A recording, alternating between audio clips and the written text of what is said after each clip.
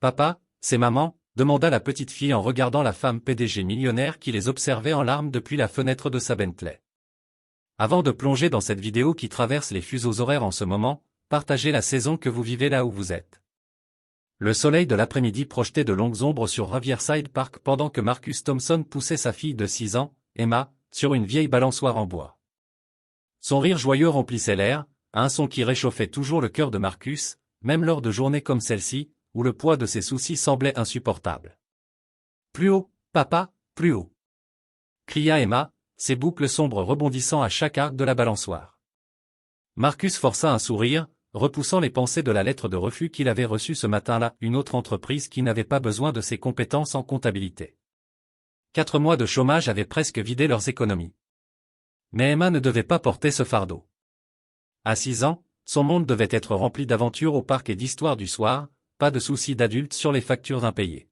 « Accroche-toi bien, princesse », lança Marcus en lui donnant une autre poussée douce. Ses mains calleuses, autrefois lisses à force de travail de bureau, portaient désormais les traces des petits boulots qu'il faisait pour garder de quoi manger sur la table. Le rire contagieux d'Emma résonnait dans le parc quand soudain, le vrombissement sourd d'un moteur luxueux brisa le calme de l'après-midi. Une Bentley noire brillante s'arrêta au bord du trottoir, sa surface polie reflétant la lumière dorée de l'automne comme un miroir. Marcus jeta à peine un coup d'œil à la voiture de luxe. Ce n'était pas leur quartier, et les véhicules de ce genre étaient rares ici. Il était plus préoccupé par Emma, qui avait sauté de la balançoire en plein vol pour courir après son ballon rouge vif, qui avait roulé vers le bord du parc. « Emma, fais attention !» appela-t-il en trottinant après elle. La petite fille s'arrêta net, son ballon oublié à ses pieds. Elle resta parfaitement immobile, fixant quelque chose ou quelqu'un près de la rue. Son petit visage se plissa de concentration, le même air qu'elle prenait lorsqu'elle essayait de se souvenir de quelque chose d'important. « Papa », dit-elle doucement, sans détourner les yeux de ceux qui avaient capté son attention, « cette dame, elle me rappelle quelqu'un. » Marcus suivit le regard de sa fille et sentit son monde vaciller. Descendant de la Bentley, se tenait une femme qu'il n'avait pas vue depuis 6 ans, mais qu'il aurait reconnue entre mille. Sophia Sterling se tenait près de la voiture, ses cheveux châtains désormais coiffés en un carré élégant, portant un manteau crème parfaitement taillé qui valait sûrement plus que ce que Marcus gagnait en 3 mois. Elle paraissait plus mûre, plus raffinée, mais c'était sans aucun doute la femme qui avait autrefois partagé ses rêves et brisé son cœur. Leurs regards se croisèrent, et pendant un instant, le temps sembla suspendu. L'expression calme de Sophia vacilla, sa main se cramponnant à la portière comme à une ancre. Elle regarda Marcus, puis Emma, son regard s'attardant sur l'enfant avec une intensité qui fit se serrer la poitrine de Marcus. Emma tira sur la manche de son père. « Papa, tu la connais ?» Marcus ne trouva pas sa voix. 6 années de murs soigneusement construits autour de son cœur semblaient s'effondrer en un instant. Sophia fit un pas hésitant, puis s'arrêta, comme si une barrière invisible la retenait. Ses lèvres s'entr'ouvrirent, comme si elle voulait parler, mais aucun mot ne sortit. Le moment s'étira entre eux, lourde histoire tuée de choix qu'on ne pouvait défaire. Puis, aussi soudainement qu'elle était apparue, Sophia se détourna. Elle remonta dans la Bentley avec une grâce maîtrisée, et la voiture s'éloigna du trottoir, ne laissant derrière elle que le parfum subtil d'un parfum coûteux dans l'air d'automne. « Papa !» La voix d'Emma ramena Marcus au présent. C'était qui, cette dame? Pourquoi elle nous regardait comme ça? Marcus s'agenouilla à hauteur d'Emma, ses mains tremblaient légèrement alors qu'il repoussait une boucle de son visage. Comment pouvait-il expliquer que cette étrangère élégante était la mère qui était partie quand Emma n'avait que 4 mois? Comment dire à sa fille innocente que la femme dans la voiture de luxe était celle dont l'absence avait laissé un vide dans leur vie à tous les deux? Commença Marcus, puis il s'arrêta. La vérité était trop compliquée, trop douloureuse pour une enfant de 6 ans. Ce n'est personne d'important, princesse. Juste quelqu'un qui pensait nous reconnaître. Mais alors même que les mots franchissaient ses lèvres, Marcus savait que c'était un mensonge. Sophia Sterling était beaucoup de choses brillantes, ambitieuses, la femme qui avait choisi sa carrière plutôt que leur famille, mais elle ne serait jamais personne d'important. Pas pour lui. Et certainement pas pour la petite fille qui avait hérité des yeux et de l'intelligence remarquables de sa mère. Emma sembla accepter son explication, mais Marcus remarqua qu'elle ne cessait de jeter des regards vers la rue pendant qu'il rentrait à la maison, comme si elle s'attendait à ce que la mystérieuse femme revienne. Ni l'un ni l'autre ne savait que cette rencontre fortuite allait déclencher une série d'événements qui changeraient à jamais le cours de leur vie. Ce soir-là, Marcus tenta de se concentrer sur le dîner pendant qu'Emma coloriait à la table de la cuisine. Mais son esprit ne cessait de revenir au parc à la façon dont Sophia avait regardé Emma, avec tant de nostalgie et de douleur. Cela le hantait. Il avait passé 6 ans à construire une vie sans elle, à se convaincre qu'Emma était mieux avec lui seul. Mais revoir Sophia réveillait en lui des émotions qu'il croyait enfouies à jamais. « Papa, j'ai besoin de mon crayon violet », annonça Emma en glissant de sa chaise. « Je crois que je l'ai laissé dans ta chambre hier quand on regardait ce livre. »« Je vais te le chercher, ma chérie », proposa Marcus. Mais Emma trottinait déjà joyeusement dans le couloir. « Je peux le trouver », lança-t-elle joyeusement. Marcus l'entendit fouiller dans sa chambre, ouvrir et fermer les tiroirs. Il aurait dû la suivre, sa chambre n'était pas vraiment sécurisée pour un enfant, mais l'eau des pâtes débordait et il se perdit dans la tentative de sauver le dîner. Puis vint le fracas. « Oups !» dit la voix d'Emma dans le couloir, suivie d'un silence inhabituel qui fit se nouer l'estomac de Marcus. Il la trouva assise en tailleur sur le sol de sa chambre, entourée de photos éparpillées qui s'étaient échappées d'une vieille boîte à chaussures. La boîte gisait renversée près du placard, apparemment tombée quand Emma avait grimpé pour atteindre l'étagère haute où il rangeait ses fournitures d'art. « Je suis désolé, papa, » dit Emma. Mais son attention n'était pas sur le désordre. Elle fixait intensément une photo entre ses petites mains. « C'est qui cette jolie dame avec toi ?» Le cœur de Marcus s'arrêta. La photo qu'elle tenait était une qu'il avait cachée depuis des années, lui et Sophia, lors d'un pique-nique d'entreprise. Tous deux jeunes, riant, la tête de Sophia posée sur son épaule. Ils semblaient si heureux, si pleins d'espoir pour l'avenir. Elle avait été prise quelques mois avant la naissance d'Emma, avant que tout ne s'effondre. « Ma chérie, on devrait ranger tout ça », dit Marcus en s'agenouillant pour ramasser les photos. Mais Emma serra la photo contre sa poitrine comme un trésor. « Attends, papa. Regarde ses yeux. » Emma tendit la photo à bout de bras, l'observant avec cette intensité unique aux enfants. « Ils sont comme les miens. Et ses cheveux, c'est la même couleur que les miens quand je ne suis pas au soleil. » Marcus sentit les murs qu'il avait érigés autour de ce secret commencer à s'effriter. Emma était trop intelligente, trop observatrice. Elle avait déjà fait le lien qu'il espérait qu'elle ne ferait jamais. « Papa, » dit Emma, sa voix soudain plus basse, presque un murmure. « C'est la dame du parc ? Celle qui nous a regardés bizarrement ?»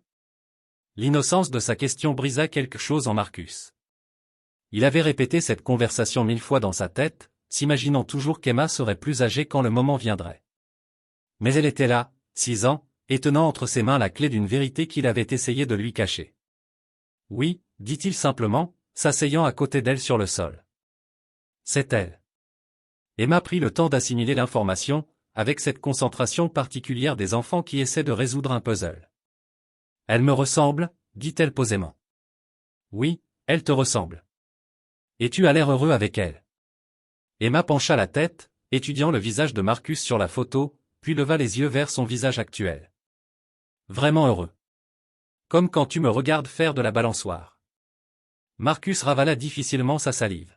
« J'étais heureux. » Emma déposa la photo doucement, puis planta son regard droit dans les yeux de son père, avec un sérieux bien au-delà de son âge. « Papa, » dit-elle dans un souffle, « c'est ma maman ?» La question resta suspendue entre eux, comme un pont fragile entre passé et présent. Marcus n'était pas sûr d'être prêt à franchir ce pont. Il avait toujours su que ce jour viendrait, mais il avait espéré avoir plus de temps. Plus de temps pour se préparer.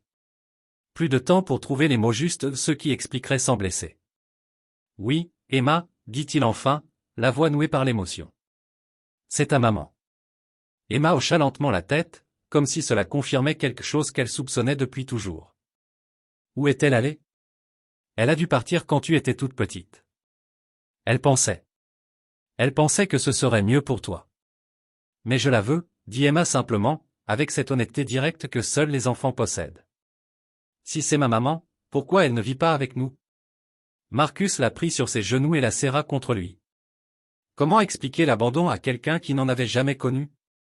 Comment dire à une petite fille que sa mère avait choisi sa carrière au détriment de leur famille, sans détruire sa foi innocente dans l'amour ? Parfois, dit-il prudemment, les adultes prennent des décisions très difficiles à comprendre. Ta maman pensait qu'elle ne pouvait pas s'occuper de toi comme tu le méritais. Emma resta silencieuse un long moment, puis leva les yeux vers lui, ces yeux-là, les yeux de Sofia.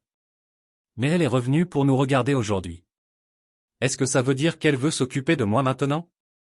L'espoir dans sa voix transperça Marcus comme une lame. Car la vérité, c'est qu'il ne savait pas ce que Sofia voulait. Et après 6 ans à construire une vie sans elle, il n'était pas certain d'être prêt à le découvrir. Ce soir-là, alors qu'Emma s'endormait en serrant la photo contre elle, Marcus resta assis dans le salon, fixant le mur où un portrait de famille aurait dû se trouver. La question innocente de sa fille résonnait dans son esprit. Est-ce que ça veut dire qu'elle veut s'occuper de moi maintenant? Pour répondre à cela, il devait se rappeler comment tout avait commencé. Et comment tout s'était effondré. 7 ans plus tôt, Marcus avait 25 ans. Il travaillait comme comptable junior temporaire chez Sterling Financial, lorsqu'il aperçut Sofia Sterling pour la première fois. Elle avait 28 ans, venait d'être nommée directrice financière, et elle dégageait une énergie incroyable. Là où les autres dirigeants portaient des costumes sobres, Sofia portait la confiance en elle comme une seconde peau. Ses présentations étaient brillantes, son rire contagieux, son ambition indéniable. « Tu es l'intérimaire du service compta, c'est ça? Marcus » avait-elle demandé un soir, alors qu'ils travaillaient tard tous les deux. « C'est moi » avait-il répondu, surpris qu'elle connaisse son nom. « Tu veux prendre un café? J'ai besoin que quelqu'un vérifie ces chiffres. » Était le seul ici qui n'a pas l'air de vouloir s'endormir debout. Le café s'était transformé en dîner. Le dîner en longue balade dans Central Park. En 2 mois, ils étaient devenus inséparables. Sofia n'était comme personne que Marcus avait connu. Elle était passionnée, déterminée, avec des rêves aussi grands que les gratte-ciel de Manhattan. Elle voyait en lui un potentiel qu'il n'avait jamais su reconnaître lui-même. « Tu pourrais diriger ton propre cabinet un jour », lui disait-elle, les yeux brillants. « Tu as le talent, Marcus. Tu dois juste croire en toi comme moi je crois en toi. » Leur relation était intense, dévorante. Sofia abordait l'amour comme elle abordait le travail, avec un engagement total et une concentration sans faille. Pendant 8 mois, Marcus eut l'impression de vivre un conte de fées. Puis vint le matin qui changea tout. Marcus, avait murmuré Sofia, le visage livide alors qu'elle fixait le test de grossesse tremblant dans ses mains. Ça ne peut pas être vrai. Pas maintenant. Elle venait tout juste d'être promue vice-présidente, la plus jeune de l'histoire de la société. Sa carrière prenait enfin son envol. Elle avait travaillé trop dur pour laisser quoi que ce soit l'arrêter. On peut y arriver, lui avait dit Marcus en la prenant dans ses bras. Sofia, on peut tout avoir. Une famille, une carrière, nos rêves, ensemble. Mais Sofia ne voyait que des obstacles. Ma carrière commence à peine, Marcus. Je peux pas. Je ne suis pas prête à être mère. Je ne sais pas comment être une mère. Marcus avait demandé sa main ce jour-là, persuadé que l'amour suffirait à surmonter ses peurs. Mais plus la grossesse avançait, plus l'anxiété de Sofia grandissait. Elle travaillait de plus en plus tard, comme si elle pouvait fuir la réalité qui grandissait en elle. Quand Emma est née, petite, parfaite, avec les yeux sombres de Sofia, Marcus avait cru que l'instinct maternel finirait par apparaître. Et pendant quelques semaines, cela avait semblé vrai. Sofia restait des heures à regarder Emma, les larmes aux yeux. « Elle est si belle », murmurait-elle. « Elle est parfaite, et je vais la briser. » La dépression postpartum frappa Sofia comme un train lancé à pleine vitesse. Elle, qui avait toujours tout contrôlé, ne comprenait pas pourquoi elle se sentait aussi perdue, aussi insuffisante. Elle arpentait l'appartement la nuit, pleurant en silence pour ne pas réveiller le bébé. « Je n'y arrive pas, Marcus », répétait-elle sans cesse. « Je ne sais pas ce que je fais. Elle mérite mieux que moi. » « Tu apprends », la rassurait Marcus. « On apprend tous les deux. C'est ça, être parent. » Mais le doute de Sofia grandissait, plus fort que son amour. Quand Emma eut 4 mois, Marcus rentra d'un entretien d'embauche pour trouver l'appartement vide et une lettre sur la table de la cuisine.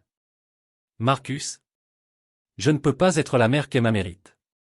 Chaque fois que je la regarde, je vois mes propres failles reflétées dans ses yeux. Elle a besoin de quelqu'un qui puisse l'aimer sans retenue, sans peur. J'accepte le poste à Londres. S'il te plaît, ne me cherche pas. Prends soin de notre fille magnifique, et dis-lui un jour que je l'aimais assez pour partir. Sofia. » Marcus avait froissé la lettre dans son poing, puis l'avait dépliée à nouveau, la lisant encore et encore jusqu'à ce que les mots se brouillent à travers ses larmes. Emma avait pleuré cette nuit-là, comme si elle ressentait l'absence de sa mère, et Marcus l'avait tenue contre lui en lui promettant qu'il suffirait pour eux deux. Il n'avait gardé qu'une seule photo, celle, heureuse, qu'Emma avait trouvée ce jour-là, sachant qu'un jour, sa fille poserait des questions sur sa mère. Il voulait avoir quelque chose de beau à lui montrer. Une preuve qu'elle était née de l'amour, même si cet amour n'avait pas été assez fort pour rester. 6 ans plus tard, alors qu'il rangeait soigneusement la photo, Marcus se demanda si le retour de Sophia signifiait qu'elle avait enfin trouvé le courage qui lui avait manqué ou si la revoir les avait simplement replongés dans de vieilles blessures qu'il aurait mieux valu laisser intactes.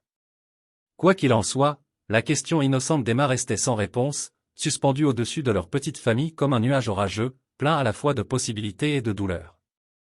Sophia Sterling se tenait devant les immenses baies vitrées de son bureau d'angle, au 52e étage du siège de Sterling Industries, contemplant la ville qui s'étendait sous elle comme un royaume conquis.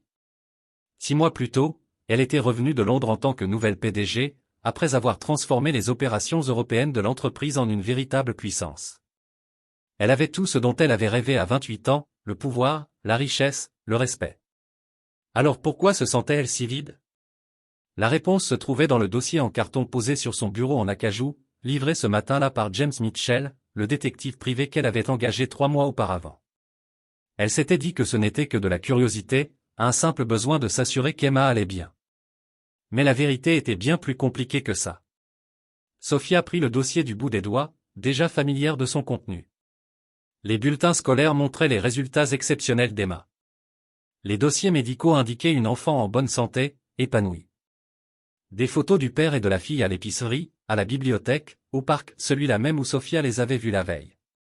Le rapport dépeignait un tableau qui la réconfortait autant qu'il la brisait.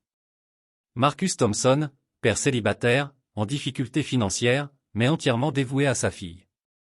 Emma Thompson, 6 ans, décrite par ses enseignants comme exceptionnellement brillante, gentille et équilibrée malgré des circonstances difficiles. Malgré des circonstances difficiles. Ces mots piquaient. Car Sophia savait qu'elle faisait partie de ces circonstances. Le morceau manquant qui avait forcé Marcus à être à la fois père et mère. Son interphone grésilla. Mademoiselle Sterling, votre rendez-vous de 15 heures est là. Annulez-le, dit Sophia sans se détourner de la fenêtre. Annulez tout pour le reste de la journée. Pour la 3e fois de la semaine, Sophia se retrouva à conduire jusqu'au quartier d'Emma, se garant à distance, juste assez près pour observer sans être vue. Elle se disait qu'elle voulait simplement vérifier que le rapport du détective disait vrai. Mais au fond, elle nourrissait une addiction qu'elle ne savait pas nommer. Ils étaient là. Marcus poussait Emma sur la même balançoire où elle les avait vus hier. Même de là, elle pouvait entendre le rire d'Emma porté par la brise d'automne. Le son perça des années d'armure émotionnelle soigneusement construite. Emma sauta de la balançoire et courut vers la rue, poursuivant un ballon qui avait roulé plus loin. Le cœur de Sophia fit un bond. Elle agrippa le volant, prête à intervenir si nécessaire. Mais Marcus était déjà là, soulevant Emma dans ses bras avant qu'elle n'atteigne la route fréquentée. « Fais attention, princesse », l'entendit-elle dire, sa voix empreinte de cette autorité douce qu'ont les pères devenus vigilants à force d'expérience.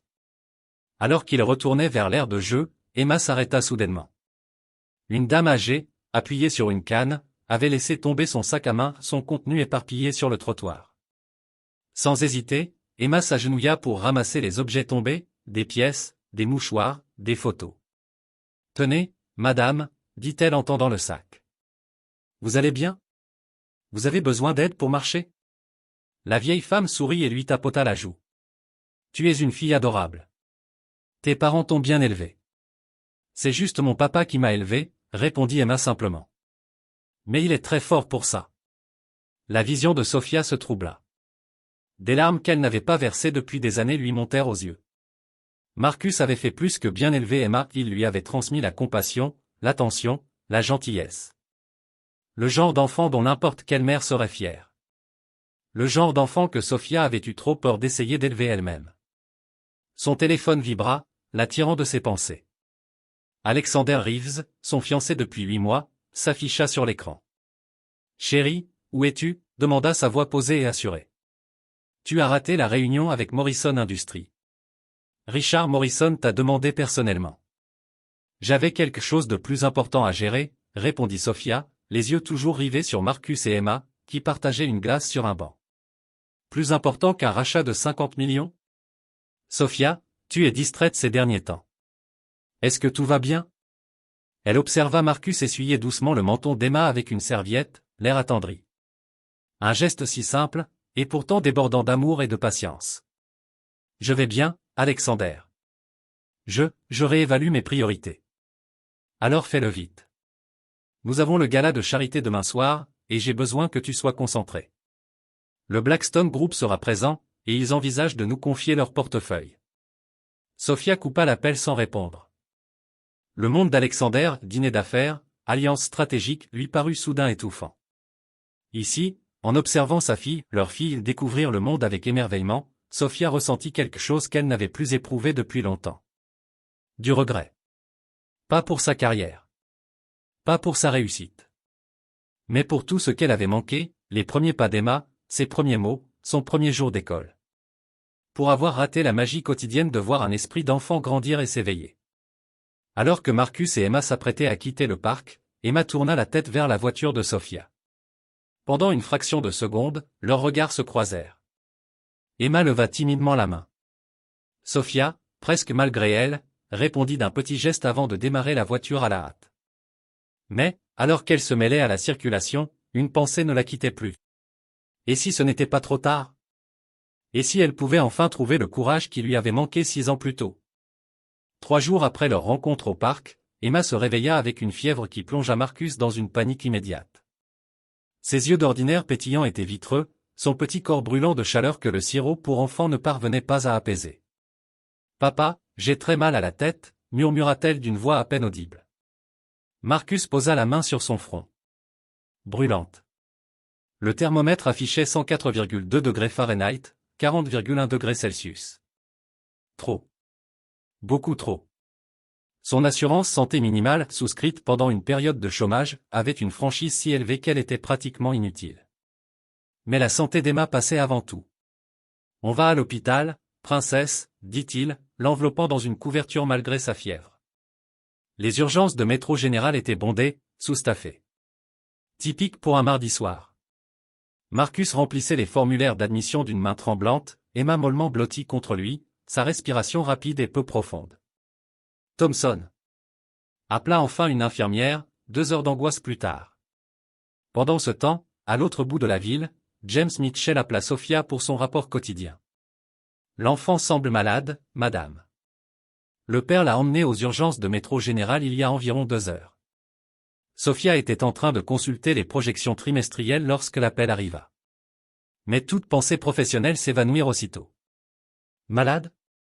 À quel point? Inconnu. Mais Monsieur Thompson avait l'air très inquiet. Il la portait jusqu'à l'entrée des urgences. Les mains de Sophia tremblaient alors qu'elle attrapait ses clés de voiture. Elle se disait qu'elle voulait seulement s'assurer qu'Emma recevait les soins appropriés, que n'importe quel citoyen inquiet ferait pareil. Mais la vérité était bien plus simple, et bien plus terrifiante. L'idée qu'Emma souffre lui était insupportable. Les néons de l'hôpital projetaient une lumière crue, froide, presque inhumaine. Sophia les trouva dans le service pédiatrique. Marcus faisait les 100 pas dans le couloir, tandis qu'Emma reposait sur un brancard dans la salle d'examen. Même à travers la vitre, Sophia vit les joues rougies de fièvre de sa fille, et à quel point elle semblait minuscule dans ce lit bien trop grand. Marcus se retourna et se figea en la voyant approcher. « Qu'est-ce que tu fais ici » demanda-t-il, sa voix chargée de 6 ans de douleur et d'incompréhension. Mais Sophia perçut autre chose dans ses yeux, de la peur. Une peur sincère pour la santé de leur fille, qui le rendait vulnérable comme jamais. « J'ai appris qu'elle était malade, dit-elle doucement. Je voulais juste m'assurer qu'elle recevait les bons soins. Depuis quand tu t'inquiètes des bons soins? Les mots étaient plus durs que Marcus ne l'aurait voulu. Mais le stress le submergeait. Avant que Sophia ne puisse répondre, une petite voix faible s'éleva depuis la chambre. « Papa, c'est qui la jolie dame ?» L'instinct protecteur de Marcus se réveilla aussitôt. Mais en croisant le regard fiévreux et curieux d'Emma, il comprit qu'elle avait plus besoin de réconfort que de protection, là, maintenant. « C'est une vieille amie, dit-il prudemment, s'écartant pour laisser Sophia s'approcher de la porte. Les yeux d'Emma, bien que voilés par la fièvre, étudièrent Sophia avec la même intensité qu'elle avait montrée en regardant la photo. « T'es la dame sur la photo, celle qui me ressemble. » Cette déclaration, si simple, flotta dans l'air stérile comme une révélation. Marcus ferma les yeux. Il savait qu'il n'y aurait plus de retour possible. Sophia s'avança doucement vers le lit, le cœur brisé par la vision de sa fille si petite, si vulnérable, reliée à des perfusions et à des moniteurs. « Bonjour, Emma. Je suis Sophia, je suis une amie de ton papa. »« T'as de jolis yeux, » dit Emma avec la franchise désarmante des enfants malades. « Ils sont comme les miens. Papa dit que j'ai des yeux spéciaux. »« Tu as les yeux les plus spéciaux que j'ai jamais vus, » murmura Sophia en retenant ses larmes. « Les plus beaux. » Emma esquissa un petit sourire. « Tu es venu pour que je guérisse ?» L'innocence de la question brisa quelque chose en Sophia. Sa fille était là, malade et apeurée, et au lieu d'avoir sa mère à ses côtés, elle demandait à une inconnue si elle allait prendre soin d'elle. « Oui, » dit Sophia, la voix étranglée par l'émotion. « Je suis là pour m'assurer que tu reçoives les meilleurs soins possibles. » Marcus observa l'échange, tiraillé. Une part de lui voulait protéger Emma de toute désillusion future. Mais en voyant la sincérité dans les yeux de Sophia, il se demanda si, peut-être, les gens pouvaient vraiment changer. Le médecin arriva enfin avec les résultats des examens, un virus grippal sévère, nécessitant une surveillance attentive. Pendant que le traitement était discuté, Sophia alla discrètement parler à l'administrateur de l'hôpital, demandant à ce qu'Emma bénéficie d'une chambre privée, peu importe l'assurance. Emma s'endormit en tenant la main de son père, et, à la surprise générale, celle de Sophia. Pour la première fois en 6 ans, ils occupaient le même espace. Unis par l'inquiétude pour cette petite fille qui avait hérité des yeux de sa mère, et du cœur généreux de son père. La convalescence d'Emma dura 4 jours. Pendant ce temps, Sophia appela l'hôpital toutes les quelques heures pour prendre des nouvelles. Marcus se retrouvait dans une position impossible, reconnaissant pour la sollicitude de Sophia, mais terrifié de l'impact émotionnel si elle disparaissait de nouveau. Le 3e jour, alors que la fièvre d'Emma retombait enfin, Sophia fit une demande qui prit Marcus de court. « J'aimerais lui rendre visite, » dit-elle, presque timidement, lors d'une de leurs conversations maladroites dans le couloir. « Je veux juste voir comment elle se sent. Je te promets que je ne la bouleverserai pas. » Marcus scruta le visage de Sophia, cherchant des intentions cachées. Mais ce qu'il y vit, c'était une vulnérabilité brute. Une femme désespérée de se connecter avec sa fille, mais terrifiée à l'idée de franchir une limite qu'elle ne pourrait pas réparer. « Visite surveillée seulement, » dit-il enfin. « Et si Emma devient contrariée ou confuse, tu pars immédiatement. » Sophia acquiesça avec empressement. « Bien sûr. Ce que tu juges le mieux. » Le lendemain, Sophia arriva dans leur modeste appartement avec un livre pour enfants sur la biologie marine et un petit kit d'expérience scientifique simple. Emma, encore pâle mais bien plus alerte, s'anima aussitôt en voyant les illustrations colorées. « C'est des vrais poissons ?» demanda-t-elle, fascinée par les créatures des abysses. « Très réel, » répondit Sophia, s'installant prudemment au bord du lit d'Emma. « Celui-ci s'appelle un poisson lanterne. Il vit si profondément dans l'océan qu'il fabrique sa propre lumière. » « Comment il fabrique la lumière ? Comme une lampe de poche ?» Sophia sourit, le premier vrai sourire que Marcus voyait sur son visage depuis des années. « Mieux qu'une lampe de poche. Ça s'appelle la bioluminescence. Tu veux essayer une expérience qui montre comment ça marche ?» Les yeux d'Emma s'illuminèrent d'excitation. « On peut, papa ? S'il te plaît. » Marcus observa Sophia et Emma alors qu'elles mélangeaient du bicarbonate de soude et du vinaigre dans une bouteille en plastique, créant un petit volcan effervescent qui fit éclater Emma de rire. Mais ce qui frappa Marcus, c'était la patience de Sophia. Elle laissa Emma poser des dizaines de questions sans jamais montrer d'agacement. « Pourquoi le poisson a évolué pour faire de la lumière ?» demanda Emma, déjà en train de penser au-delà de l'expérience. « Eh bien, » dit Sophia, réfléchissant, « parfois, quand tu es dans un endroit très sombre, tu dois apprendre à créer ta propre lumière pour survivre. » Marcus se demanda si elle parlait uniquement de poissons. Alors qu'ils nettoyaient ensemble les restes de l'expérience, la franchise naturelle d'Emma refit surface avec une question qui figea les deux adultes. « Sophia, pourquoi t'es partie loin de mon papa ?» La question flotta dans l'air comme un défi. Marcus se raidit, prêt à intervenir. Mais Sophia soutint le regard curieux d'Emma avec une honnêteté surprenante. « J'étais très jeune. Et très effrayée quand tu es née, dit-elle doucement.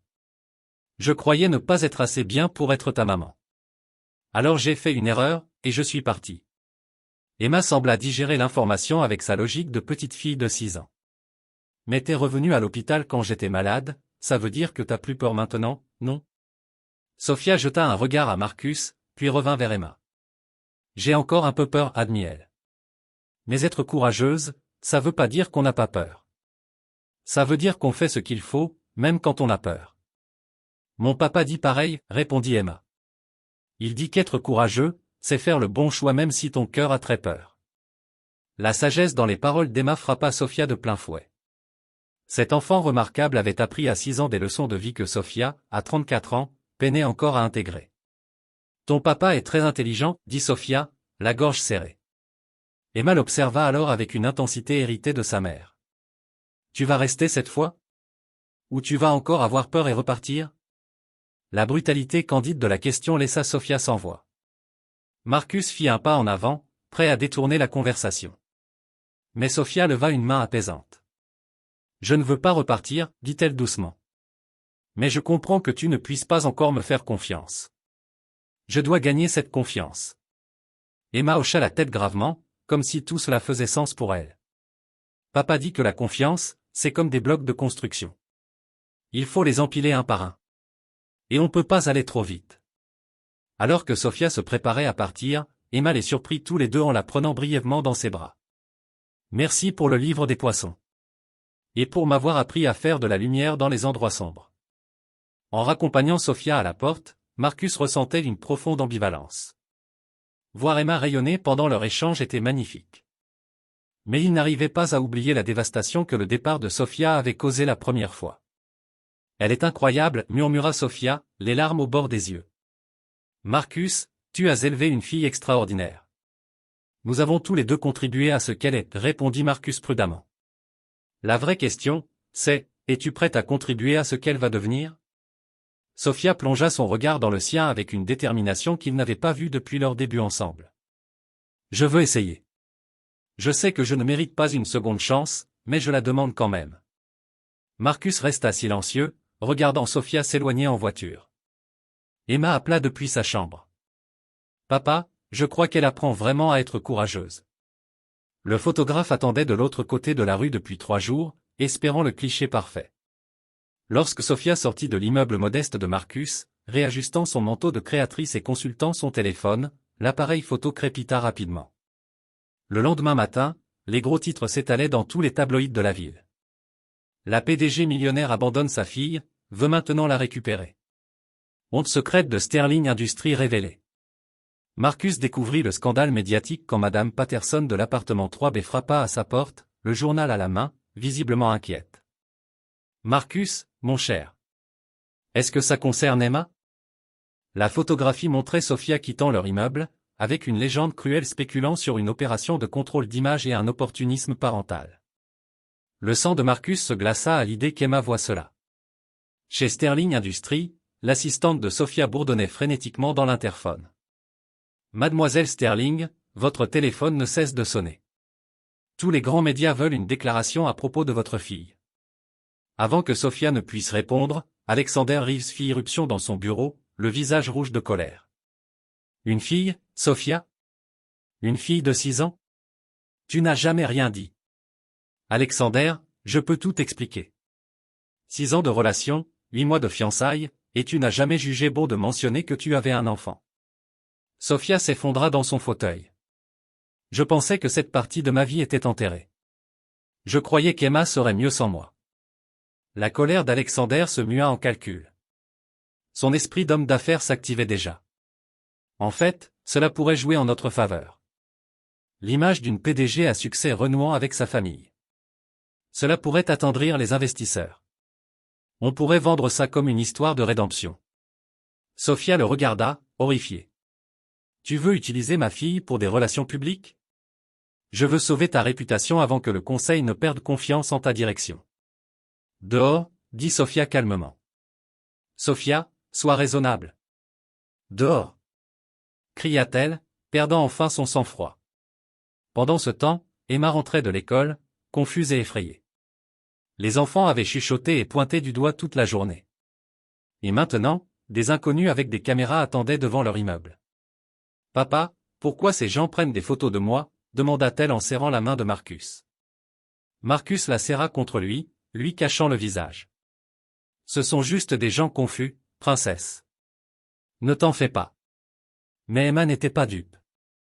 C'est à cause de Sophia? Est-ce qu'on a des problèmes?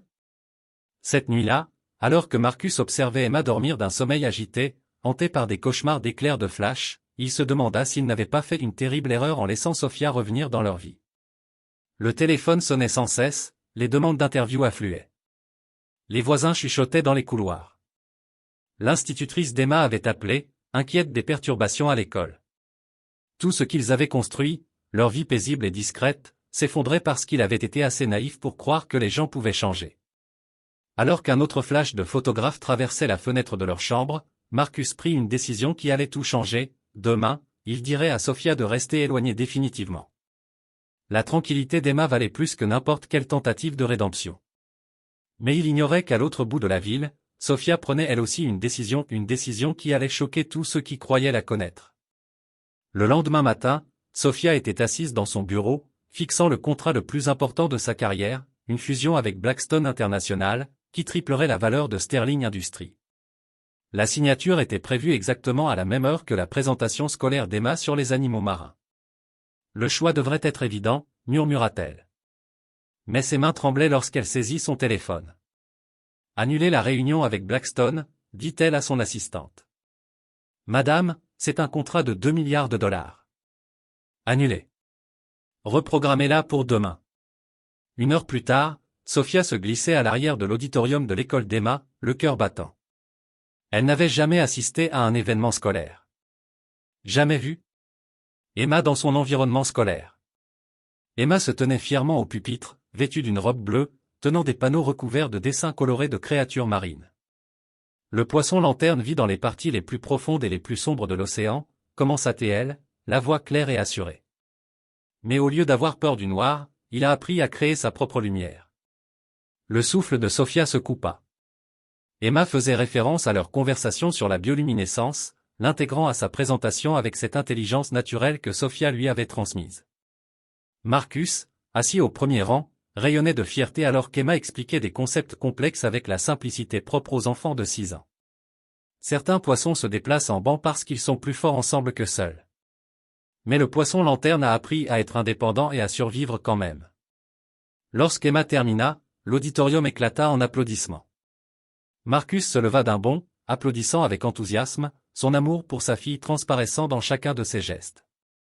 Emma fit une petite révérence gracieuse, puis balaya la salle du regard. Ses yeux trouvèrent Sophia au fond de la pièce, et son visage s'illumina de surprise et de joie. « Tu es venu » s'écria Emma, oubliant un instant la foule. « Tu es venu me voir. » Toutes les têtes dans l'auditorium se tournèrent vers Sophia, mais elle ne voyait que le sourire radieux de sa fille. À cet instant, tous les contrats du monde semblaient insignifiants face au bonheur pur qui brillait dans les yeux d'Emma. Ce soir-là, Alexander confronta Sophia lors du dîner. « Tu as manqué la réunion la plus importante de l'année pour une pièce d'école. » Une présentation, corrigea Sophia calmement. Elle présentait ses recherches sur la biologie marine. Elle a 6 ans, Sophia. Tu sacrifies des affaires réelles pour un enfant qui te connaît à peine? Pour la première fois dans leur relation, Sophia regarda Alexander avec un véritable dégoût. Cet enfant est ma fille. Elle est plus réelle que n'importe quel contrat. Le visage d'Alexander se durcit. Cette obsession à vouloir jouer à la mère va détruire tout ce que tu as construit. Peut-être que ce que j'ai construit ne vaut pas la peine d'être conservé si cela signifie rater des moments comme aujourd'hui.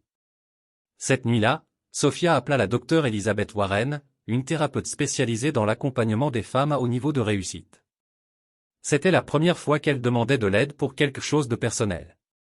J'ai fui ma fille parce que j'étais terrifiée à l'idée de lui faire du mal, admit Sophia lors de leur première séance. Mais aujourd'hui, en la regardant présenter, j'ai compris que je l'avais déjà blessée, en n'étant pas là. La docteure Warren se pencha en avant. Qu'est-ce qui vous effrayait le plus dans la maternité? De ne pas avoir le contrôle. Dans les affaires, je peux planifier, élaborer des stratégies, garantir le succès. Mais avec Emma, et si je l'aimais et que ça ne suffisait pas? Alors, vous avez choisi de ne pas essayer du tout. La voix de Sophia se brisa. J'ai choisi de ne pas risquer de la blesser avec mon insuffisance. Mais je l'ai blessée quand même, en partant. La révélation la frappa comme un éclair. Elle avait utilisé sa réussite professionnelle pour éviter la vulnérabilité que l'amour véritable exige. Emma avait su créer sa propre lumière dans l'obscurité. Maintenant, Sophia devait apprendre à faire de même. Alexander Reeves n'était pas habitué à perdre le contrôle, encore moins à cause d'un enfant de 6 ans qu'il n'avait jamais rencontré. Voir les priorités de Sophia glisser des salles de conseil aux salles de classe l'emplissait d'une rage froide et calculée. Puisqu'une manipulation émotionnelle ne suffisait pas, il opta pour une pression financière. Il engagea Victor Andry, un détective privé aux mœurs flexibles, pour fouiller le passé de Marcus Thompson. Trouver quelque chose qui le rende inapte à être père, ordonna Alexander. Drogue, casier judiciaire, irresponsabilité financière, n'importe quoi. L'enquête revint propre. Alexander changea alors de stratégie. Il envoya son avocat, David Cromwell, à l'appartement de Marcus avec une offre déguisée en sollicitude. Monsieur Thompson, dit Cromwell en ajustant son costume hors de prix dans le petit salon, ma cliente reconnaît vos difficultés financières et souhaite aider à faciliter une transition en douceur. Marcus fronça les sourcils. Quel genre de transition? Mademoiselle Sterling est assez riche pour offrir à Emma des opportunités que vous ne pourrez jamais lui fournir. École privée, meilleures universités, voyages, enrichissement culturel. Vous voulez ce qu'il y a de mieux pour votre fille, n'est-ce pas? La mallette s'ouvrit dans un clic, révélant des liasses impeccables de billets de $100. 200 000 $, dit Cromwell d'une voix douce.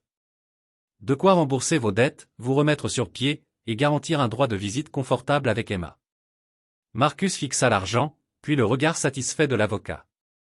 Son chômage avait vidé leurs économies, et Emma méritait mieux que des vêtements de seconde main et des céréales sans marque. Pendant un bref instant, il faillit céder. Mais il pensa au rire d'Emma, à leurs histoires du soir, à leurs pancakes du samedi matin, des moments qu'aucune somme ne pouvait acheter. Sortez, dit Marcus d'une voix calme. Monsieur Thompson, soyez raisonnable. C'est une offre généreuse. Dehors. Rugit Marcus en pointant la porte du doigt. Et dites à votre cliente que ma fille n'est pas à vendre. Pendant ce temps, Sophia était dans son bureau lorsque sa secrétaire lui annonça un appel urgent de son chef de la sécurité. Madame, nous avons découvert des enquêtes non autorisées sur votre vie privée, commanditées par Monsieur Reeves. Le sang de Sophia se glaça lorsqu'elle parcourut les rapports, l'historique professionnel de Marcus, les dossiers scolaires d'Emma, même des dossiers médicaux supposés confidentiels. Elle fit irruption dans le bureau d'Alexander sans frapper. Comment as-tu osé enquêter sur ma famille? Alexander ne leva même pas les yeux de son ordinateur.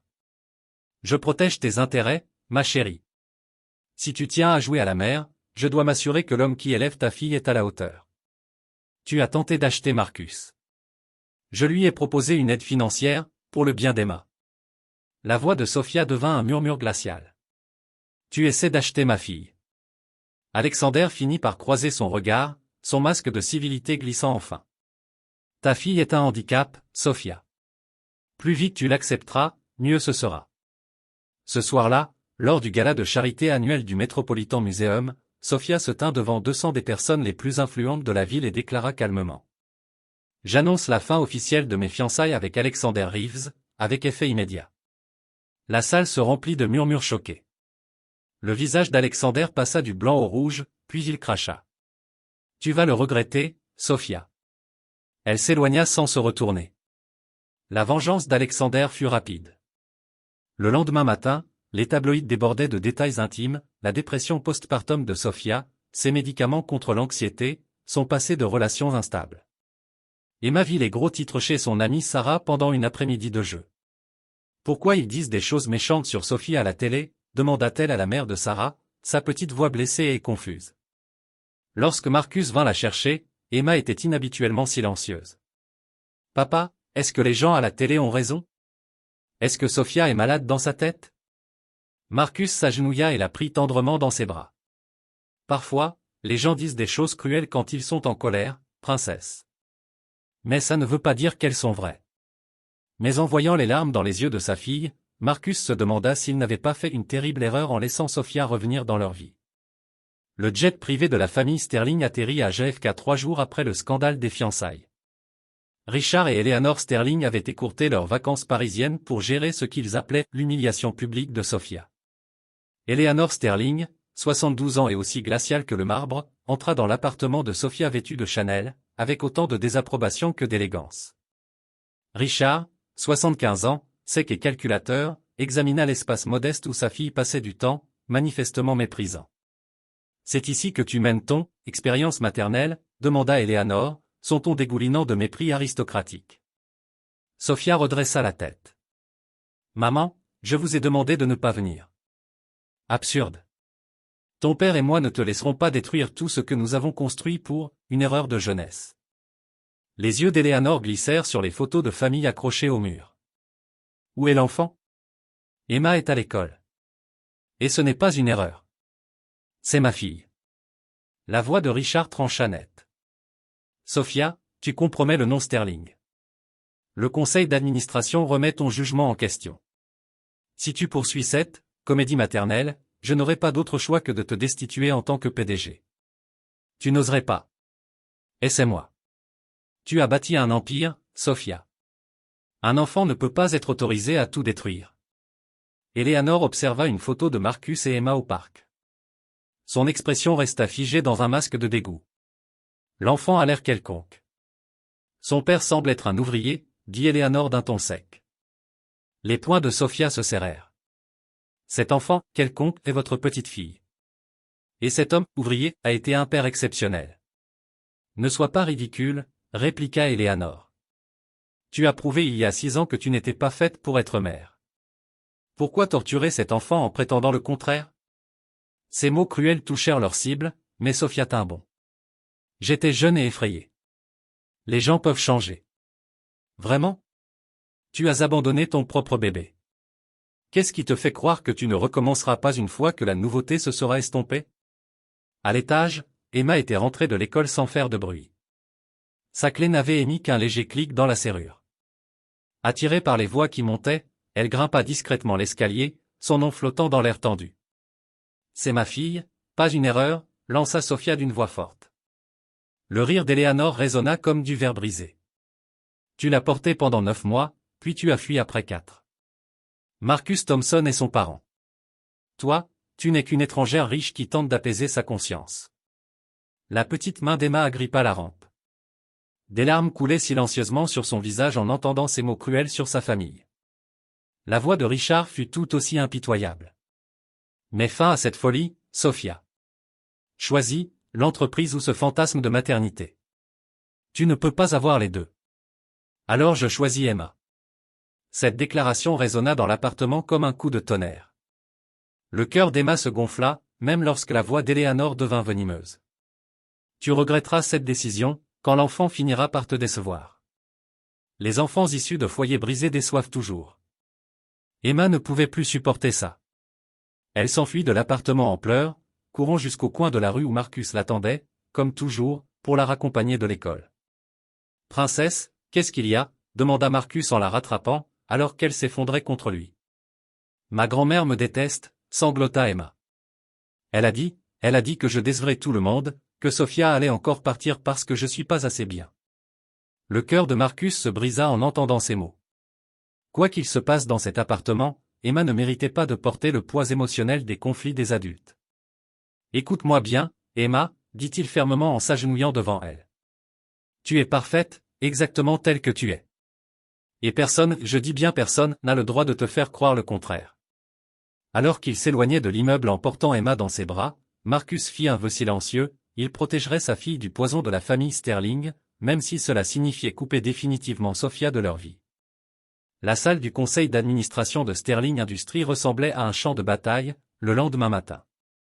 8 visages sévères entouraient la table en acajou, menée par Harold Blackwood, le membre le plus ancien du conseil. Sophia, vos décisions personnelles récentes soulèvent des inquiétudes quant à votre stabilité émotionnelle, déclara Blackwood sans détour. La couverture des tabloïds, la rupture de fiançailles, cette obsession de jouer à la mère, cela donne une mauvaise image de la direction de l'entreprise. Sophia se tenait à la tête de la table, impassible malgré le tumulte dans sa vie privée. Harold, ma vie personnelle n'affecte en rien ma capacité à diriger cette entreprise. Vraiment? Vous avez manqué la fusion avec Blackstone pour un spectacle scolaire. Vous avez publiquement humilié Alexander Reeves, endommageant notre partenariat avec Reeves Financial. Le conseil s'interroge, pouvez-vous encore donner la priorité à vos responsabilités professionnelles? La membre du conseil Patricia Wells se pencha en avant. Peut-être qu'un congé temporaire, le temps de régler vos affaires familiales, serait raisonnable. Le sourire de Sophia était tranchant comme une lame. J'ai une meilleure proposition. Je restructure ce conseil pour qu'il reflète les principes modernes de leadership. Elle fit glisser des documents sur la table. Harold, Patricia, James Morrison, vous êtes licenciés avec effet immédiat. Vos vues dépassées sur l'équilibre entre vie professionnelle et vie privée n'ont plus leur place dans le monde d'aujourd'hui. La pièce explosa de protestations choquées. Vous n'avez pas le droit. Les actionnaires ne vous laisseront pas faire ça. En réalité, répondit calmement Sophia, ils le feront. J'ai sécurisé la majorité des parts pour approuver une modernisation complète de l'entreprise, horaires flexibles, politiques familiales inclusives. Ceux qui refusent d'évoluer peuvent chercher du travail ailleurs. L'après-midi même, Sophia avait transformé toute la structure dirigeante de Sterling Industries. Mais sa victoire avait un goût amer tant que les blessures laissées chez Emma et Marcus n'étaient pas guéries. Elle retrouva Marcus au parc, là où tout avait commencé. Il poussait Emma sur la balançoire avec une précision mécanique. Le rire habituel d'Emma était absent, remplacé par un silence inhabituel. Marcus, il faut qu'on parle. Il se retourna, le visage dur, chargé d'une colère protectrice. Emma a tout entendu hier. Ce que ta mère a dit. Elle pense qu'elle va te décevoir. Que tu vas encore partir. Le cœur de Sophia se serra. Je ne partirai jamais. Vraiment? Et quand les choses deviendront difficiles? Quand être mère ne sera plus pratique, que feras-tu? Pour la première fois en 6 ans, ils se regardèrent sans faux semblant ni barrière. J'étais terrifié à l'idée de lui faire du mal, avoua Sophia, la voix tremblante. Ma mère était froide, critique, jamais satisfaite. J'avais peur de reproduire ça avec Emma. Marcus observa son visage, y voyant une vulnérabilité qu'il avait oubliée. Alors tu as fui. J'ai fui, et je l'ai regretté chaque jour depuis. Emma ne mérite pas de payer pour tes peurs, Sophia. Elle a déjà souffert de ton absence. Je ne laisserai pas ta famille toxique lui faire plus de mal. Sophia acquiesça, les larmes coulant enfin. Tu as raison. Mais Marcus, je ne suis pas ma mère. J'ai choisi Emma. Hier, j'ai tout sacrifié pour elle, l'entreprise, mes parents, mon héritage. J'apprends enfin à me battre pour elle, au lieu de fuir. Marcus vit alors quelque chose dans les yeux de Sophia qu'il n'avait plus vu depuis des années, du courage maternel, sincère, remplaçant la peur. Une chance, dit-il doucement. Mais si tu la blesses encore, si tu disparais quand ce sera dur, je te jure que tu ne la reverras plus jamais. Je comprends. Et Marcus, merci d'avoir protégé Emma de ma famille. Tu es un père incroyable. Ils marchèrent ensemble vers la balançoire où Emma les attendait. Sophia murmura une prière silencieuse, qu'elle ait enfin trouvé le courage d'être la mère qu'Emma méritait. Le harcèlement commença doucement, des murmures dans les couloirs, des commentaires discrets. Puis, pendant la récréation, les moqueries devinrent cruelles. Emma tenta d'ignorer, au début. Mais les enfants sentent la vulnérabilité comme des prédateurs. Abandonnée, Emma. Même ta propre mère ne voulait pas de toi, chantait Kevin Morrison, le tyran de la classe, à la cantine, tandis que d'autres enfants riaient. C'est pas vrai, protesta Emma, mais sa voix manquait de conviction. Ma mère dit que la tienne est partie parce que t'étais un mauvais bébé. Elle dit que les dames riches veulent pas des enfants cassés. Emma s'enfuit aux toilettes. Elle resta enfermée dans la dernière cabine jusqu'à ce que Madame Patterson, son institutrice, la trouve en pleurs. À la fin de la semaine, Emma ne parlait plus de Sophia. Quand Marcus lui demandait comment s'était passée sa journée, elle répondait par des monosyllabes. Quand Sophia appelait, Emma refusait poliment de lui parler. Elle ne regarde même plus sa photo, dit Marcus à Dr Warren, lors d'une séance en urgence. Peut-être que j'ai eu tort de laisser Sophia revenir. Peut-être qu'elle avait raison au départ. Peut-être qu'elle n'est pas faite pour être mère. Ces mots étaient comme du poison dans sa bouche. Mais voir Emma se refermer ainsi lui était insupportable. Pendant ce temps, Sophia reçut l'appel qu'elle redoutait.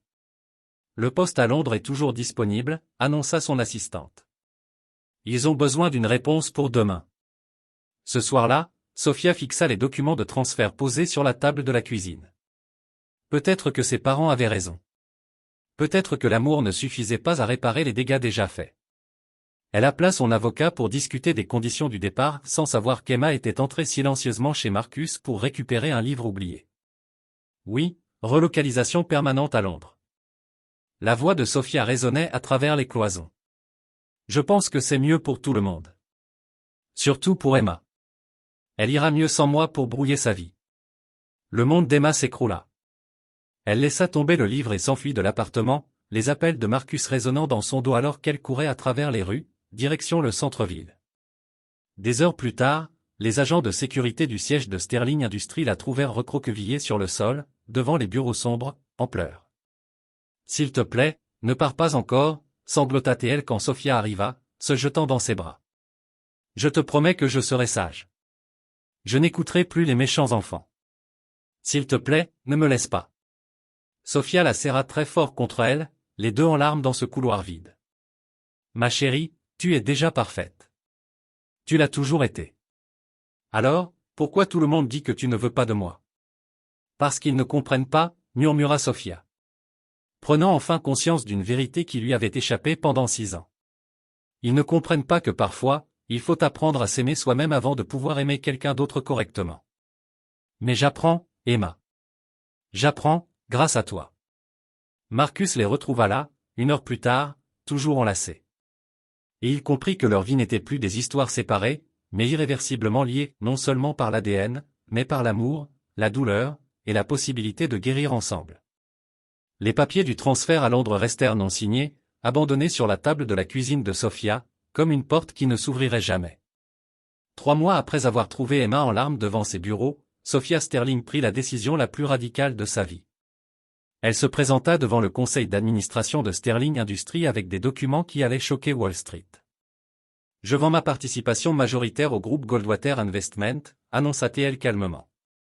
À effet immédiat. Je conserverai 20% des parts et j'agirai uniquement comme consultante senior. Harold Blackwood, récemment réintégré sous pression des actionnaires, manqua de s'étrangler avec son café.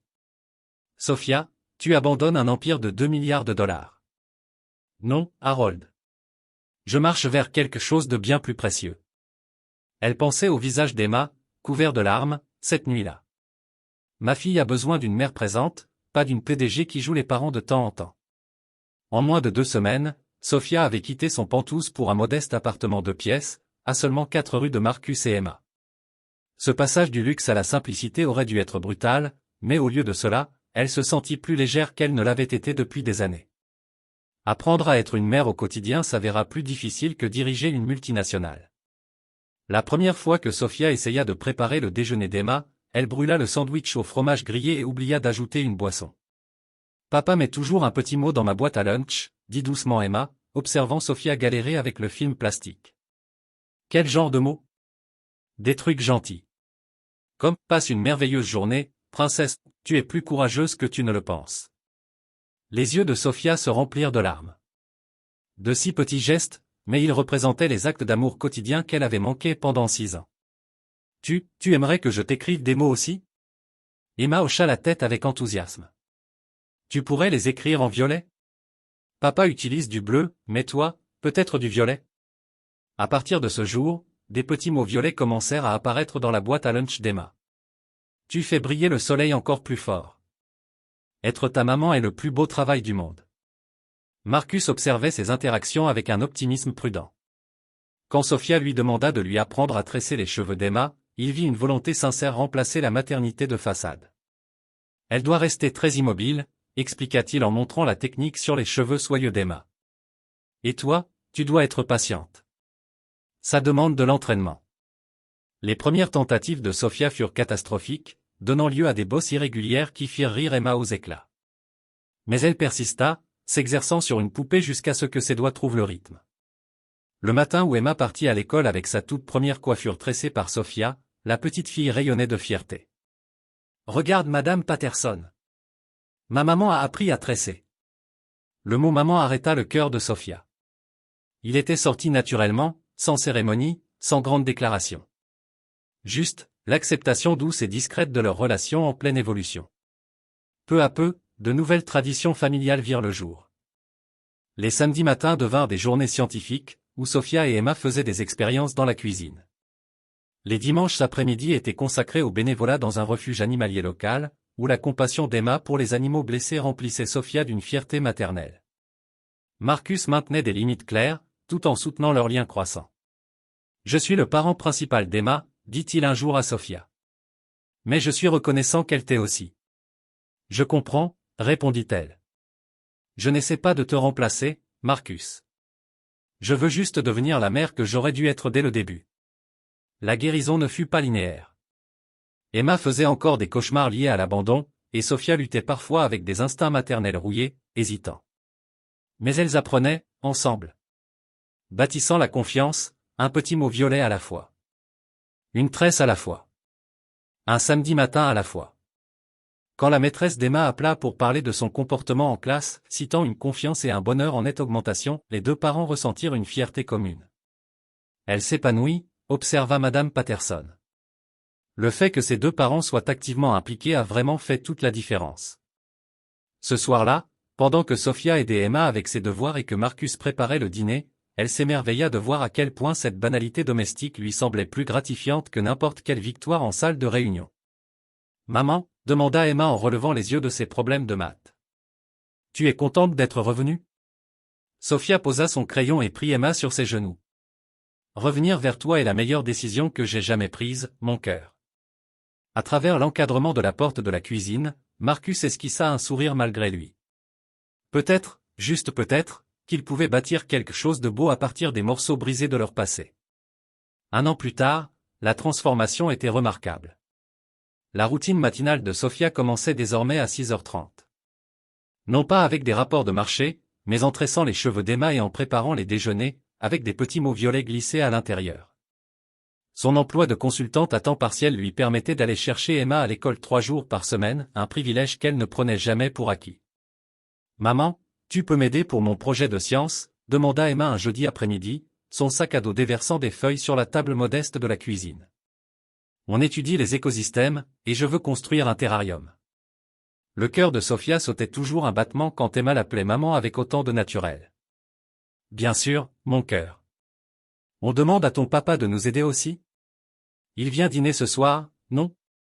Oui, répondit Emma d'un ton parfaitement normal, comme si leur mode de coparentalité atypique avait toujours été ainsi.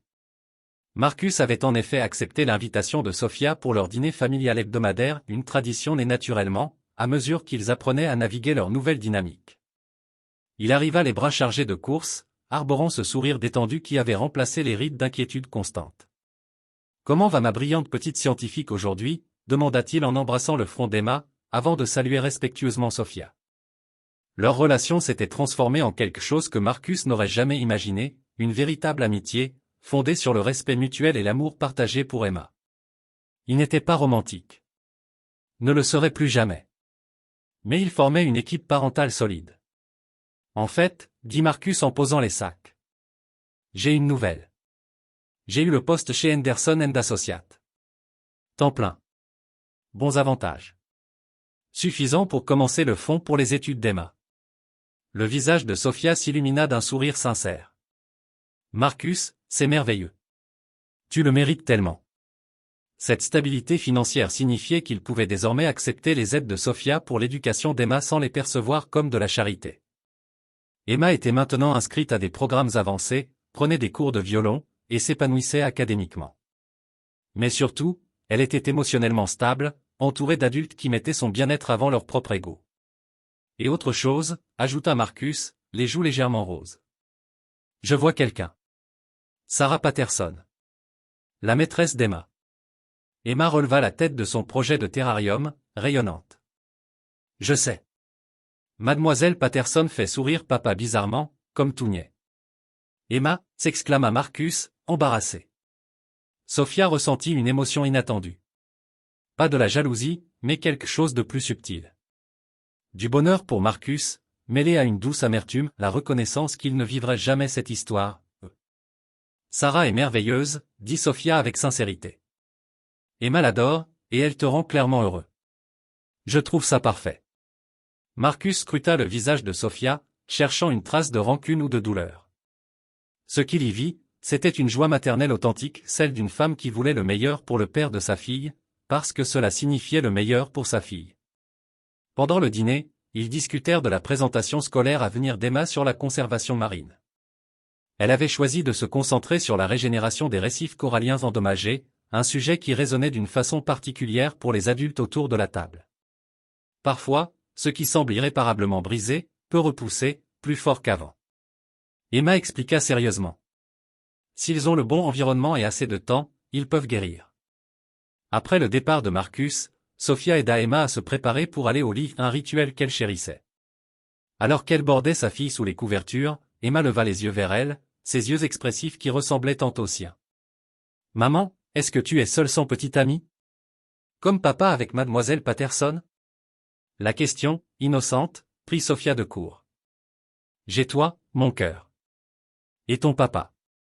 C'est toute la famille dont j'ai besoin pour l'instant. Mais si un jour tu veux quelqu'un de spécial, comme papa avec mademoiselle Patterson ?» Sophia caressa doucement les cheveux d'Emma. « Alors, ce quelqu'un devra comprendre que tu passes avant tout. Toujours. » Emma hocha la tête, très sérieuse. « D'accord. Parce que j'aime notre famille comme elle est. Ce n'est pas comme les autres familles, mais ça marche pour nous. » En éteignant la lumière, Sophia s'émerveilla de la sagesse de sa fille. Leur famille était atypique, un père célibataire, une mère autrefois accro au travail, et bientôt une enseignante devenue un pilier de leur cocon. Mais ça fonctionnait, parce que chacun mettait le bonheur et la sécurité d'Emma en priorité. En repensant à la femme qu'elle était 18 mois plus tôt, Sophia avait du mal à se reconnaître. Cette femme-là mesurait le succès en cours boursiers et réunions d'actionnaires. La femme qu'elle était aujourd'hui mesurait le succès en présentations scolaires assistées, en larmes séchées, en histoires du soir racontées. Le monde de l'entreprise lui avait appris à acquérir et contrôler. La maternité lui apprenait à nourrir et lâcher prise. Les deux étaient utiles, mais une seule remplissait vraiment les vides de son cœur. En se glissant dans son propre lit, dans ce petit appartement qu'elle avait préféré à un Penthouse, Sophia ressentit quelque chose qu'elle n'avait jamais connu dans sa tour de luxe. Un bonheur complet. Demain serait une nouvelle chance d'être la mère qu'Emma méritait. Et cela valait plus que tous les profits de Sterling Industries réunis. 2 ans plus tard, l'auditorium de l'école Washington Elementary fourmillait d'impatience. Les élèves de CE2 s'apprêtaient à lire leur rédaction sur le thème des « deuxièmes chances ». Emma Thompson Sterling, maintenant âgée de 9 ans, avec l'intelligence dans le regard de sa mère et le sourire chaleureux de son père, se tenait droite et confiante derrière le pupitre. Elle portait une robe violette, le violet était devenu leur couleur spéciale. Marcus était assis au premier rang, aux côtés de Sarah, devenue non seulement son épouse depuis 6 mois, mais aussi la belle-mère adorée d'Emma. Sophia occupait le siège d'Axe en grave côté. Ses vêtements de créatrice avaient été remplacés par une tenue confortable de mère qui privilégie la présence à la présentation. Les 3 adultes formaient désormais un système de soutien uni, leurs anciens conflits dissous dans leur amour partagé pour Emma. Ma rédaction s'intitule « Le poisson qui a appris à rentrer chez lui », commença Emma, d'une voix claire et assurée. Il y a 2 ans, j'ai appris que certains poissons, comme le poisson lanterne, peuvent faire leur propre lumière dans l'obscurité. Mais aujourd'hui, je veux vous parler d'un autre type de poisson. Un poisson qui avait eu peur et qui avait fui, mais qui a appris à être assez courageux pour revenir. Sophia retint son souffle. Elle n'avait aucune idée qu'Emma avait choisi de raconter leur histoire. Il était une fois une maman poisson qui croyait ne pas être assez bien pour s'occuper de son bébé poisson. Alors elle est partie nager très loin, dans les eaux profondes et sombres, où elle pensait être à sa place. Le bébé poisson a grandi avec son papa poisson, qui était le meilleur papa de tout l'océan. Il lui a appris à être gentille, intelligente et courageuse. Marcus essuya discrètement une larme, se souvenant de ses premières années, les nuits sans sommeil, les jours pleins d'inquiétude où il s'était demandé si l'amour suffirait. Mais la maman poisson était très triste, là-bas dans l'obscurité. Elle est devenue importante et respectée, mais elle n'a jamais cessé de penser à son bébé. Un jour, elle a vu son bébé poisson jouer dans les eaux peu profondes, et elle a compris quelque chose d'important. Elle avait fait sa propre lumière, elle aussi. Elle devait juste être assez courageuse pour s'en servir. Emma s'arrêta un instant, regardant directement Sophia. La maman poisson est revenue. Mais elle avait peur que son bébé ne veuille plus d'elle. Et le bébé poisson avait peur aussi, parce qu'être abandonné, ça fait très mal. Mais ensemble, elles ont appris quelque chose. L'amour, ce n'est pas de n'avoir jamais peur. C'est de choisir de rester, même quand on a peur. L'auditorium était totalement silencieux, chaque parent suspendu aux mots de cette fillette de 9 ans, bouleversée par tant de sagesse. Aujourd'hui, le bébé poisson a 2 parents qui l'aiment de façon différente, et une belle maman aussi. La maman poisson a appris qu'être parent, ce n'est pas être parfait. C'est être là, chaque jour, et faire de son mieux. Et le bébé poisson a appris que les familles peuvent être brisées, puis recollées. Et que parfois, elles sont encore plus fortes dans leurs endroits brisés. La voix d'Emma se fit plus assurée tandis qu'elle terminait. Ma maman m'a appris que les gens peuvent changer quand ils le veulent vraiment. Mon papa m'a appris que l'amour n'abandonne jamais. Et ma belle-maman m'a appris que les familles peuvent grandir sans jamais perdre d'amour. Les deuxièmes chances, ce n'est pas seulement pardonner les autres. C'est aussi se pardonner soi-même, et être assez courageux pour réessayer. L'ovation fut tonitruante. Mais Emma ne regardait que ses 3 parents, tous en larmes au premier rang. En descendant de l'estrade, elle se jeta dans les bras de Sofia. « Merci d'être revenue, maman, murmura-t-elle. Merci d'avoir appris à être courageuse. Merci de m'avoir appris comment faire, répondit Sofia en la serrant très fort. Après la cérémonie, les 4 partirent à pied vers Riverside Park, le même parc où tout avait commencé 3 ans plus tôt. Emma courait devant, ses longs cheveux volant derrière elle comme des filaments d'eau sombre. Marcus la poussait sur la balançoire pendant que Sarah et Sofia, assises sur un banc, observaient la scène. C'était presque la même image que ce jour décisif, mais tout avait changé. Là où il y avait autrefois peur et abandon, il y avait maintenant sécurité et amour. « Plus haut, papa. Plus haut !» cria Emma, exactement comme elle l'avait fait des années auparavant. « Accroche-toi fort, princesse !» répondit Marcus. Les mêmes mots, mais prononcés cette fois avec joie, et non une angoisse silencieuse.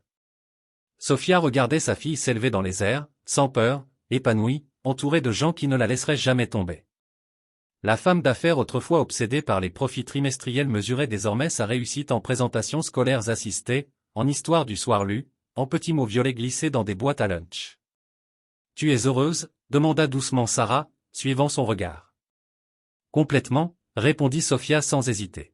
« J'ai passé des années à croire que réussir, c'était grimper toujours plus haut. Mais en réalité, c'est apprendre à atterrir en sécurité quand on tombe. » Emma sauta de la balançoire et courut vers elle, essoufflée et rayonnante. « Maman ! Papa ! Sarah !» Câlin de groupe. Ils se rassemblèrent autour d'Emma, cette petite fille qui leur avait enseigné à tous le pardon, les secondes chances et les multiples formes que l'amour peut prendre. Sous la lumière dorée de l'après-midi, ils ressemblaient à n'importe quelle famille profitant d'une journée au parc. Mais ils étaient bien plus que cela. Ils étaient la preuve vivante que les choses brisées peuvent guérir. Que les gens peuvent changer. Et que l'amour est assez fort pour reconstruire ce que la peur avait détruit. En rentrant ensemble, Emma sautillant entre ses parents, bavardant joyeusement de son prochain projet scolaire, Sofia repensa au chemin parcouru. Elle avait perdu des années avec Emma. Mais elle avait gagné quelque chose d'irremplaçable. La certitude qu'il n'est jamais trop tard pour devenir celle qu'on est censé être. Et cette petite fille, avec les yeux de sa mère et le cœur de son père, leur avait appris la leçon la plus précieuse. Rentrer chez soi, ce n'est pas revenir là où tout a commencé. C'est trouver enfin l'endroit où l'on appartient vraiment. Et dans les rires qui résonnaient dans le parc. Dans les mains entrelacées pendant qu'ils marchaient. Dans la promesse du petit mot violet de demain. Et de l'histoire du soir à venir. Ils avaient tous trouvé le chemin du retour.